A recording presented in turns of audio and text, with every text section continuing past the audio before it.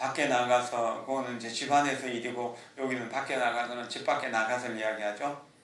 통치자를 섬기고 나라와 교회에 봉사하는 충성도 중요하다. 충성이 더 중요하다고 했습니다. 나라를 위해서는 기꺼이 목숨도 버릴 수 있는 것이고, 부모를 위해서는 내 힘껏 봉양한다라고 합니다. 특히 관리, 공무원으로서 한 가지 일을 행하더라도 임금님, 여기서 상관이라고 했지만 어쩌면 백성이라고 해야 될 겁니다. 요즘은 그렇잖아요. 백성이 상관이나 인민이 모른다고 생각하면서 스스로 방자하게 구는 법이 없어야 한다. 정말 교만 방자한 사람은 꼴을 눈 뜨고 볼 수가 없잖아요. 부끄러운 줄을 모르는 사람, 뻔뻔한 사람, 후한무치한 사람, 철면피, 이렇게 이야기를 해도 정말 말을 다 표현할 수 없잖아요. 그런 사람이 되어서는 안 된다는 거죠.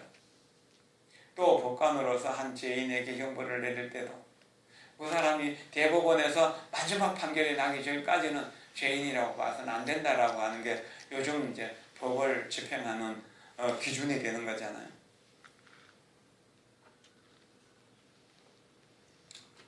아무도 알지 못한다고 하여 함부로 건설을 부리는 일이 없어야 한다.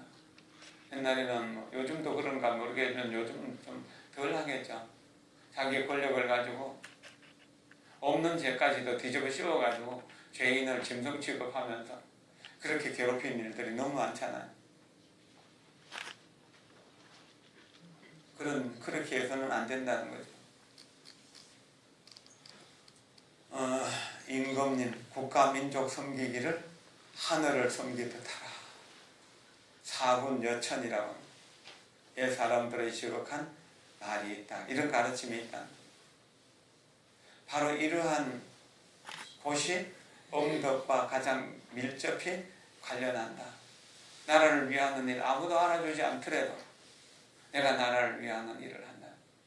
지나가다가 길가에 휴지가 떨어져 있다면 휴지를 줍고, 이게 뭔가 이렇게 이제 불쌍한 사람이 있으면 불쌍한 사람을 도와주고, 아파서 쓰러지는 사람 보면 그 사람 병원까지 데려다 주고 하는, 그래서 살게 해주는 그런 것들을 이야기하는 것. 이런 게 음덕이 되잖아. 그러면서도 내가 잘했다는 생각, 그것까지도 숨길 줄 아는 사람이 되는 거죠. 한번 시험 삼아 충성하고 효도하는 집안을 살펴보라. 자손 대대로 오래 창성하지 않는 집안이 없다. 다 오래 항상 높은 벼슬아치들이 나타나고 경제력도 거기에 따라서 부흥하게 되고, 아들이 또한 일찍 죽거나 딸이 일찍 죽는 일이 없게 된다는, 사업이 중간에 패망하는 일이 없게 된다는, 나라를 위해서 충성을 다하고 부모를 위해서 효도를 다하는, 그것이 우리가 행복하게 사는 비결인데 그런 정신이 무너져 가니까 그런 것들이 참 아쉽다라고.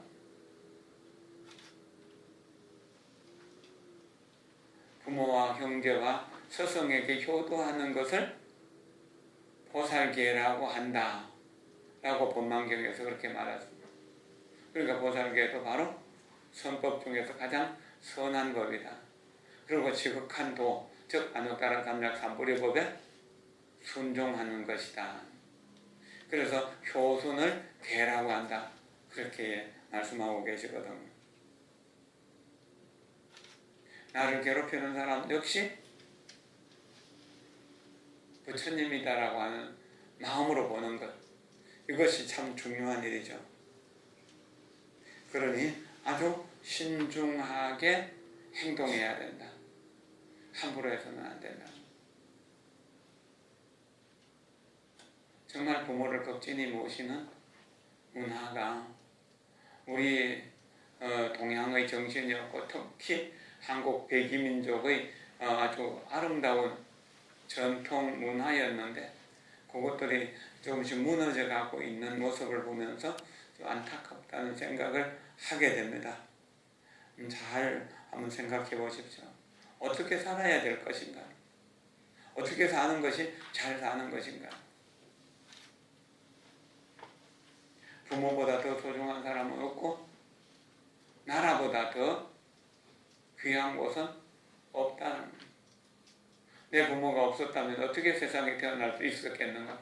어떻게 사람 구실을 할 수 있었겠는가? 그리고 만약에 우리가 우리나라에 태어나지 않고 저기 아프리카 어디에 태어났다면 어떻게 지금처럼 이런 풍요로운 문화를, 자유로운 문화를 누릴 수 있겠습니까? 중국의 변방에 태어났거나 또는 동남아 여러 국가들 태어났다면 하루 종일 일해도 먹고 살기가 힘든 그런 시대를 그렇게 살아갈지도 모르잖아요. 그리고 열이 태어나면 5명은 죽는 그런 곳에 태어날 수도 있는 거잖아요. 아프가니스탄이나 이란이나 이라크 같은 데 태어나서 끝없이 전쟁이 일어나고 있다면 어떻게 행복할 수가 있겠습니까?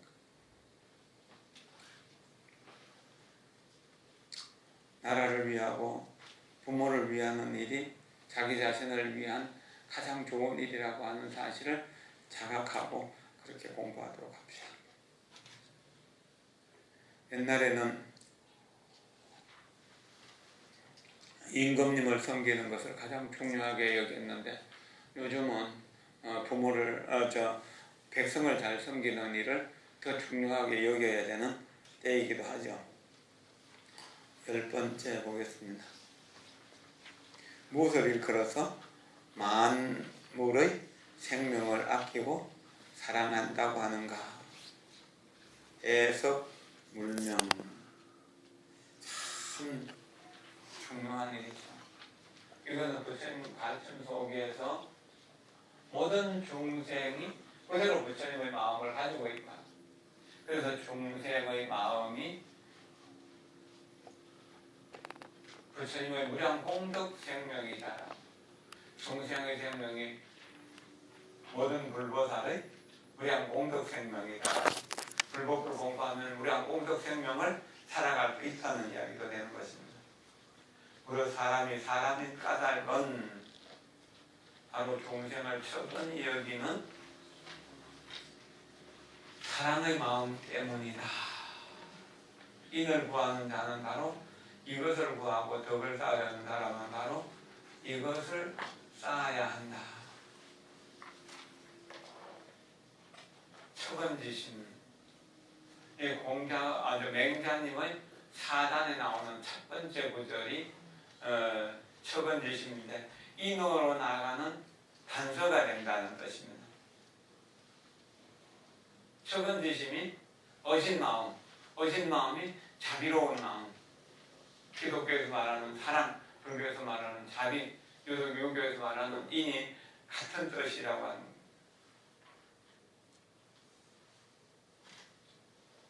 어진 사람들은 괴롭고 힘들어하는 사람들 곁으로 가면은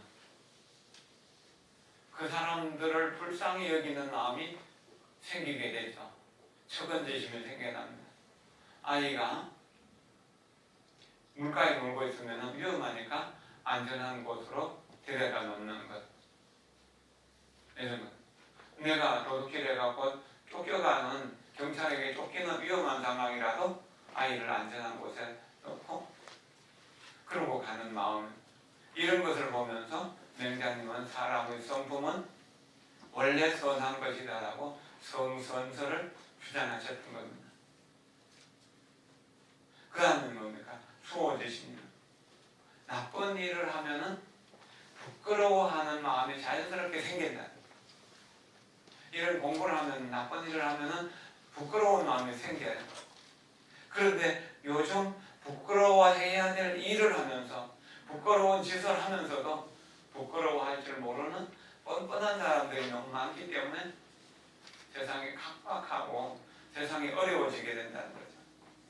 부끄러워할 것을 당연히 부끄러워하는 그런 시대를 살아야 되는데 그런 시대를 만들어내기 위해서 우리 이런 공부를 한다고 그렇게 여겨도 좋겠죠. 이것을 오르러 있자 의롭게 산다는 겁니다. 부끄러운 일을 하면, 그 나쁜 일을 하면 부끄러워지는 마음으로 살았는데 그러면 부끄럽기 때문에 나쁜 일을 하지 않는 것이죠.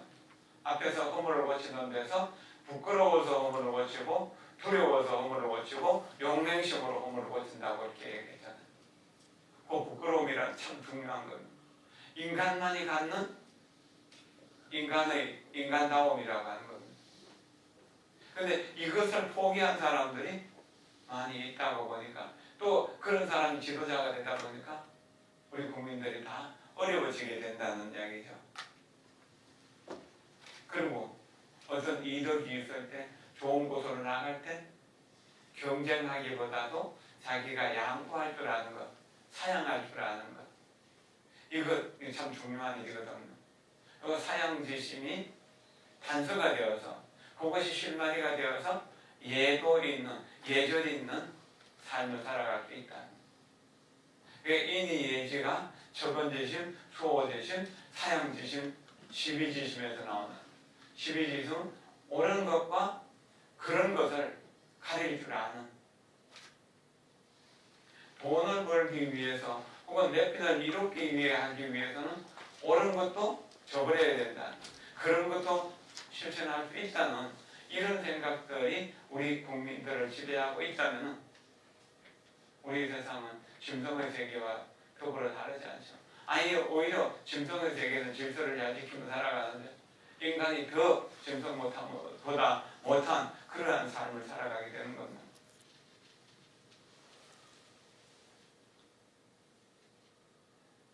시비를 가릴 줄 아는 마음, 옳고 그름을 가릴 줄 아는 마음을 오르르의 자, 지혜의 자, 지라고 이야기했던 겁니다.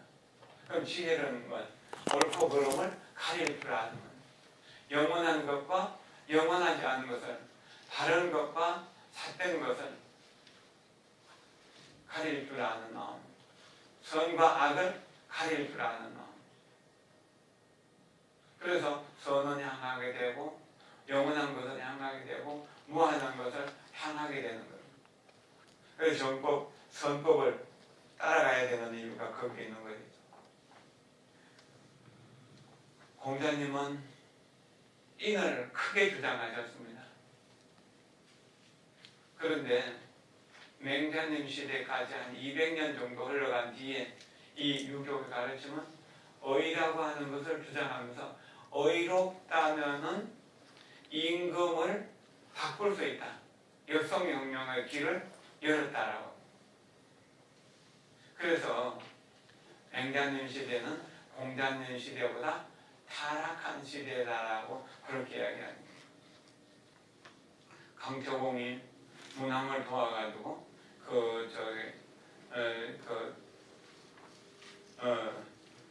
주나라를 멸하게 된 이야기, 뭐 그런 것들을 통해서 이제 이런 이야기들이 나오는 거거든요. 주나라의 아주 혼탁한 인물, 달기에게 빠져가지고 완전히 뭐 나라를 다스리지 않고 나라를 아주 혼탁하게 임금을 벌하고 그렇게 이제 나라를 멸하고 주나라를 세울 때 이야기. 그래서 그 강태공과 강태공을 지켜 세운 게 맹자거든. 그래서 그때부터 이제 어쨌든 좀 더 복잡한 문제들이 많이 생기기 시작했던 거죠. 그 이전의 시대, 운림걸 시대, 순림걸 시대, 이런 시대가 훨씬 더 아름다운 시대였던 거죠.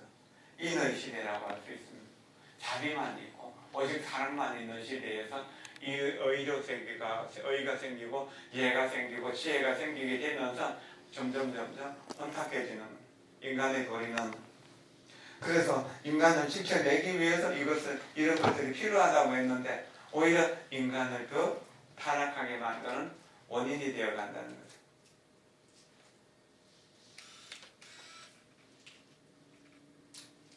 인을 구하는 자는 바로 이것을 구하고 덕을 쌓는 사람은 바로 이것을 쌓아야 한다. 이게 뭡니까? 처건지심이죠. 이 처건지심을 쌓아야만 인간이라고 할 수 있다. 그럼 불교에서 가장 중요하게 여기는 건 자비의 실천이죠. 자비 실천이 있어야만 우리는 훌륭한 사람이 될 수 있다는 이야기죠.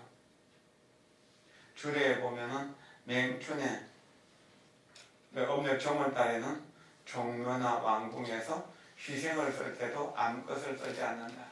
옛날에 종묘에 제사 지낼 때 혹은 사당에 제사 지낼 때 양과 소와 또 뭔가요? 세 가지를 죽여가지고 그 피를 갖고 제사를 지내거나 그 머리를 갖고 제사를 지냈는데 그럴 때 아무것을 쓰지 않았다는 이야기입니다.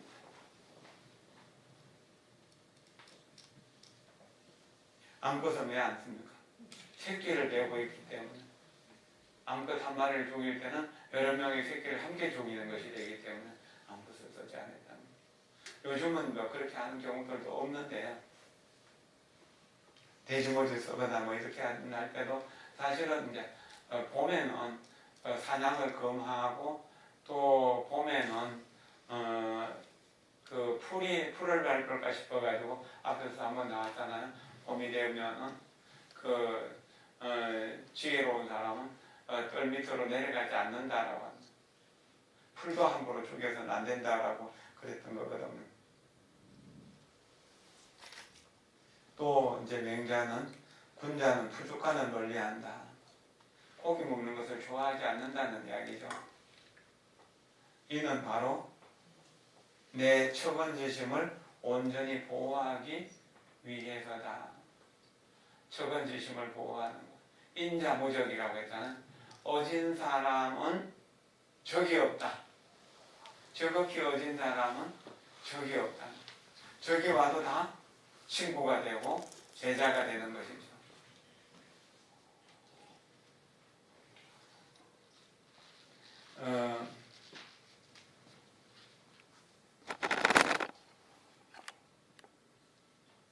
우리나라 신라시대 때 김교각이라고 하는 분은 왕자였습니다. 그랬는데 삽살개 한 마리를 데리고 중국으로 유학 갔습니다. 구화산에 가서 깊이 수행하는데 먹을 것이 없으니까 땅을 파갖고 먹었는데 땅이 쌀보다 더 맛있었다고 해요. 거기요. 그렇게 살다 보니까 지극히 어진 마음, 자비로운 마음이 키워졌던 거죠. 그럴 때 흉년이 들어가지고 먼 곳에 가서 쌀을 탁반해가지고 원체 이제 연불도 잘하고 마음 덕성스러우니까 복이 많은 분이니까 가는 곳마다 먹을 게 많이 생기는 거예요. 그래서 쌀을 2가마씩 짊어지고 와가지고 여기 이제 가난한 사람들을 먹여 살리기를 오랫동안 했다고 합니다. 그랬는데 그때 도둑놈 소굴을 지나가다가 도둑놈들에게 잡히게 된 겁니다. 근데 조금도 두려워하지 않고 도둑놈 두목을 향해서 내가 불쌍한 사람들을 위해서 이렇게 복을 짓는데 니들이 이 불쌍한 사람들이 먹을 쌀을 뺏는다면 다음에 어떻게 되겠느냐라고 하면서 인과법을 쭉 설명했다라고 합니다. 그러니까 독기양이라고 하는 그 귀왕도 김교각 스님의 자비로운 법문에 녹아서 도둑질을 그만두게 되고 자기 부하 500명과 함께 지장보살의 제자가 된 겁니다. 그래서 독기왕이 독이 없어졌으니까 무독기왕이 된 겁니다. 그 지장보살 오른쪽에는 무독기왕이 있고 왼쪽에는 도명존자가 있잖아요. 이 도명존자도 이제 그 구화산 주인이었어요. 스님이 수행을 잘하니까 음식도 해다 드리고 뭐 여러 가지 생활 필수품들을 갖다 드리고 법문을 듣고 그러는 아주 훌륭한 지역 유지가 있었어요. 재벌지였죠.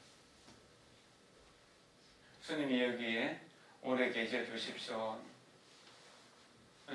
여기 제자들이 늘어나니까 땅이 좀 더 필요하다. 얼마만 되겠습니까? 내가 내 가사 펼칠 만큼만 있으면 되겠다라고. 가사 펼치면 이거 얼마 되겠습니까? 한 평도 안 되죠. 그만큼 선생님 마음대로 가십시오. 그런데 그 김교각 스님이 가사를 펼치니까 고화산 전체를 덮었다고. 신풍력으로 그렇게 된 거죠. 자비심이 그렇게 만들었던 거죠. 그래서 산을 그 스님께 다 드렸다고. 그래서 거기가 뭡니까? 고화산이 김교각 스님을 지장보살로 추앙한 겁니다. 지장보살로 추앙한 거예요.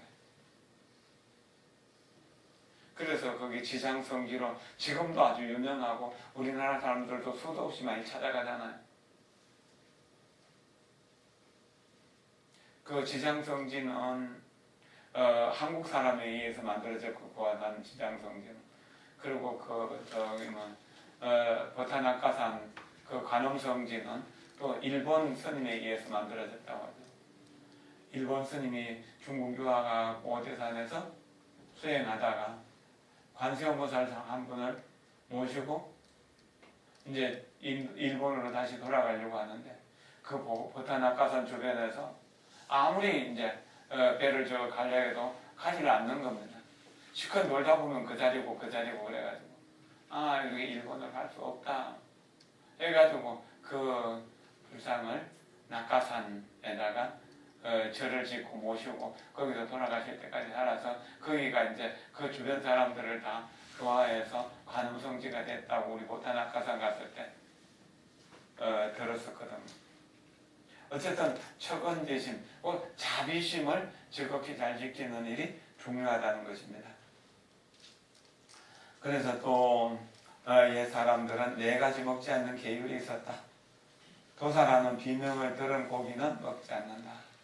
죽이는 소리는 비명을 들은 소리는 먹지 않는다. 그리고 스스로 기른 가축의 고기도 먹지 않는다. 또 오로지 나만을 위해서 도살한 고기도 먹지 않는다. 그리고 도살하는 것을 눈으로 본 고기도 먹지 않는다.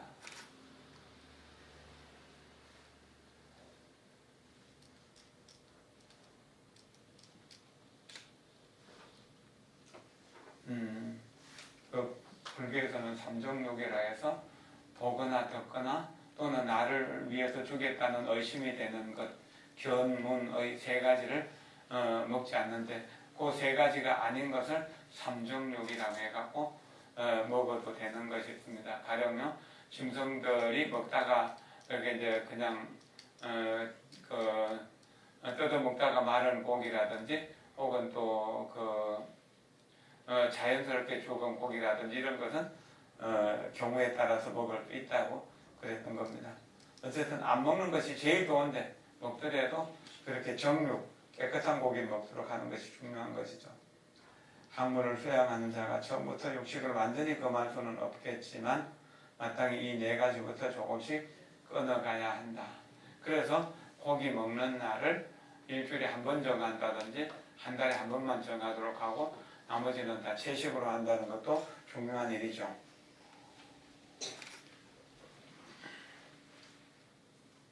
고기를 점점 끊어가다 보면 자비로운 마음도 점점 커지게 된다.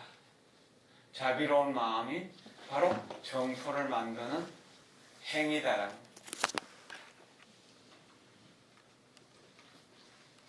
그래서 부처님은 자비를 행하시는 분이다. 중생은 정토를 만드는 사람이다. 그럼 정토를 만들기 위해서 부처님이 자비심을 배우고 실천해야 된다라고 하는 거예요. 금년 우리 방경스님 신년법어 허신불에 그렇게 써있잖아요.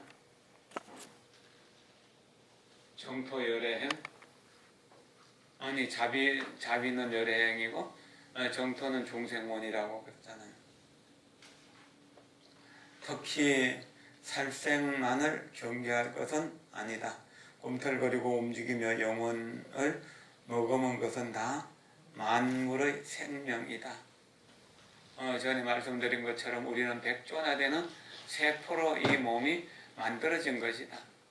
그러면 이런 내가 같은 몸이 지구로 볼 때는 우리 역시 지구의 세포다. 그러면 모든 것이 지구라는 한 생명체의 세포인데 세포가 세포를 서로 잡아먹는 것이 되는 것이죠. 우리가 다른 짐승들이나 다른 사람을 해치는 것은 그렇게 되는 거죠. 미물을 죽이는 것도 마찬가지입니다.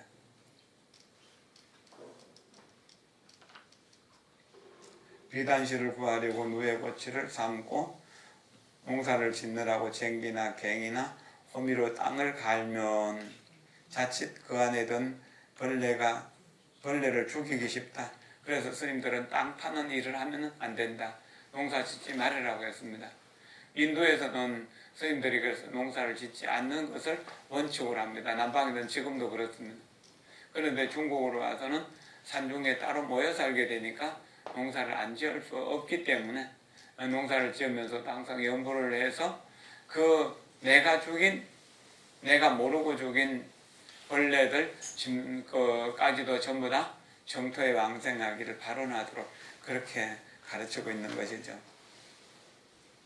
따라서 옷 입고 밥 먹는 일상생활의 유래가 모두 다른 생명을 죽임으로써 내가 살아가는 인과관계임을 항상 명심해야 한다. 그러면 명심한다면 어떻게 해야 되는가 합니다. 항상 생명을 존중해야 된다. 선이란 생명을 존중하는 마음이고 자비란 생명을 살려내는 마음이다라고 하는 것. 그것을 언제나 생각해야 된다. 그럼 내가 행복하기를 위해서 모든 생명을 내가 존중하고 살려내야 된다. 사랑해야 된다는 그런 어떤 공식이 자연스럽게 나오게 되고 이것이 보편화된다면 이 나라가 얼마나 안정적이 될 것입니까? 그래서 물건을 함부로 부수거나 낭비하는 죄악은 마땅히 자기가 직접 만물을 죽인 살생과 같이 여겨야 된다. 일회용 컵을 쓰지 말아라. 일회용 물건들을 쓰지 말아라. 그리고 쓸만한 물건인데도 그냥 버리고 새 것을 또 사지 말으라고 하는 이야기가 하는 것도 그런 것입니다. 우리의 자원은 한정되어 있는데 그것을 자꾸 쓰레기로 만들어버리면 우리가 나중에 어떻게 살 것이며 우리의 자손들은 또 뭘 먹고 어떻게 살 겁니까? 쓰레기 더미를 만들어갖고 자손들에게 물려준다면 이거 얼마나 안타까운 일입니까? 자손들은 내 사랑하는 자손들이 쓰레기 더미 위에서 그 쓰레기의 악취를 먹으면서 태어나고 자라나고 어른이 되어가고 그래서 일을 해야 되니까 그건 지옥을 만들어갖고 자식들에게 넘겨주는 거하고 똑같은 거잖아요. 심지어 손이 잘못해서 다치게 한 것이나 발이 잘못해서 밟은 것들은 또 얼마나 됐는지 그 숫자조차 알 수 없다. 그러므로 이런 것들도 모두 완곡하고 섬세하게 최대한 예방해야 된다. 선생님들은 산길을 갈 때 조장자라고 하는 것을 갖고 다니는데 그 조장자는 녹한장이라고 해갖고 고리가 6개 달렸어요. 세로서 고리를 6개 만들므로 해서 주장자를 탕탕탕 짚을 때 그게 뭡니까? 짤랑짤랑 소리가 나가지고 벌레들이 도망가라고 내 발에 밟혀 죽지 말고 도망가라고 그렇게 했던 거죠. 옛날 소동파의 시에는 이런 구절이 있다. 쥐를 사랑해서 항상 밥을 조금씩 남겨두고 나방이가 죽을까 불쌍히 여겨서 불을 켜지 않는다. 외등을 켜지 않는다는 거예요. 이게 얼마나 어진 마음인가. 삼국유사에 나오는 이야기 하나가 있습니다. 옛날에 어떤 아이가 부모가 일찍 죽고 나서 이제 갈 곳이 없는 거, 의지할 곳이 없는 겁니다. 그래서 절에 와서 살게 되었습니다. 그래도 조금 성근이 있었던지 아이가 착했고 어른들의 말씀도 잘 들었어요. 밥을 짓는 공양교를 하는데 늘 그 밥을 하다가 뭐 이렇게 설거지하고 나면 찌꺼기가 남잖아요. 음식 찌꺼기를 깨끗이 모아가지고 쥐를 위해서 음식을 남겨줬어요. 한 3년쯤 쥐 밥을 주다 보니까 쥐하고 굉장히 친해지게 된 거죠. 사람의 마음이 생긴 것이고, 그래서 이제 쥐들도 은혜를 갚아야겠다고 생각하게 된 겁니다. 어느 날 집 앞버릇을 보니까 구슬 하나가 들었어요. 주인을 찾아봐도 주인이 없어요. 아, 이거는 쥐가 나에게 선물한 것이다 라고 생각하고 그 구슬을 예쁜 주머니를 만들어 가지고 허리춤에 차고 다녔어요. 그때부터는 사람들이 무시하고 업신여기고 짓밟아 버리던 그런 어른들도 전부 소중히 여기고 아끼고 가르치고 뭔가를 잘해주려고 했던 겁니다. 그래서 이 구슬 덕분이다 하면서 구슬을 소중하게 여기고, 그렇게 하더라도 항상 자기가 그 비천할 때를 생각해서 겸손함을 잃지 않았다는 겁니다. 지극히 겸손한 마음으로 어른들을 잘 받들어 섬겼습니다. 그러나 이제 공부를 잘하고 더 총명하고 지혜롭고 덕성이 있다고 소문이 나니까 나라에서 왕을 가르치는 서성 왕사로 모셔갑니다. 그 나라의 왕사가 되어서 잘하다 보니까 중국의 천자가 그 소문을 듣고 그 사람 나한테 보내라. 우리 천자의 서성이 되도록, 황제의 서성이 되도록 그렇게 내가 모시고 싶다. 약소국이니까 이제 신라에서 당나라로 보낸 겁니다. 그게 당나라 천자가 보자마자 엎드려서 절을 하면서 그래 좋아하더라는 겁니다. 그렇게 해서 천자의 서성으로서 대접을 받으면서 천자를 가르치고 그랬습니다. 항상 겸손하게 공부했기 때문에 천지에 또 모르는 것이 없고 그랬죠. 근데 천자의 주변에는 뛰어난 사람들이 많잖아요. 관상을 보는 사람이 하나 있었는데 저 아이는 분명 얼굴에는 복이 하나도 안 붙었는데 복이 어디 있는지 모르겠다. 그래가지고 그 아이가, 그러니까 아이가 아니겠죠. 이제 어른이 됐겠죠. 그러니까 저 국사가 국사는 제사 천자에 있어서는 뭔가가 있다. 뭘 가지고 있을 것이다. 그래서 사람을 시켜서 잠잘 때 여기 오물을 부석해 보니까 그 주머니에 구슬이 들어있더라고요. 그 구슬을 훔쳤다는 거예요. 그 구슬이 없어지고 나니까 사람들이 존중하고 존경하는 마음이 싹 없어지게 된 거예요. 다시 천박한 사람이 되어가지고 고향에 와서 그냥 이렇게 노동자처럼 살게 됐다. 하인처럼. 자, 그 구슬이 뭘까요? 정말 왕이 갖다 준, 아니 쥐가 갖다 준 구슬일까요? 물론 그렇게 생각할 수도 있겠지만 쥐까지도 사랑하는 그 사랑의 마음, 생명을 소중하게 여기는 자비심이 아니었겠습니까? 이 자비심이 충만할 때는 모든 사람들이 다 좋아했습니다. 그런데 천자의 서성이 되고 나니까 자비심이 교만심으로 바뀌게 된 겁니다. 그것을 부서를 도둑맞는 일로 표현한 건 아닐까요? 그러니까 사람들이 다 싫어하게 되고 쫓겨나게 되고 그랬다는 이야기죠.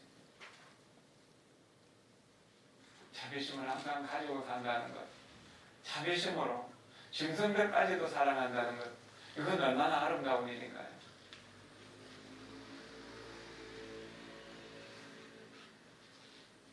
쥐를 사랑해서 항상 지갑을 조금씩 남겨두고 나방이를 죽을까 불쌍히 여겨서 외동불을 켜지 않는다. 이 소동파가 당나라, 송나라 세 8대 문장가 중에 한 분인데 그 당나라에서, 아니 송나라에서 아주 유명하신 분이 있어. 그 아버지도 훌륭하신 분이고 그 동생도 훌륭한 분이고 해서 소시집에 세 분의 훌륭한 사람이 나왔다고 하는데 소동파가 이제 그 중에 가장 뛰어난 분이고, 또 소동파는 불교의 선법을 공부해가지고요, 그 상평스님에게 무정설법에 대한 법문을 듣고 그 폭포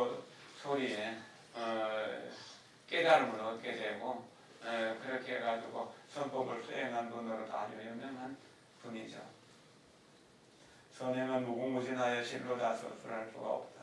그러나 이 10가지 일로부터 출발하여 점차 미루어 확대해 간다면 온갖 덕이 모두 갖추어질 수 있다.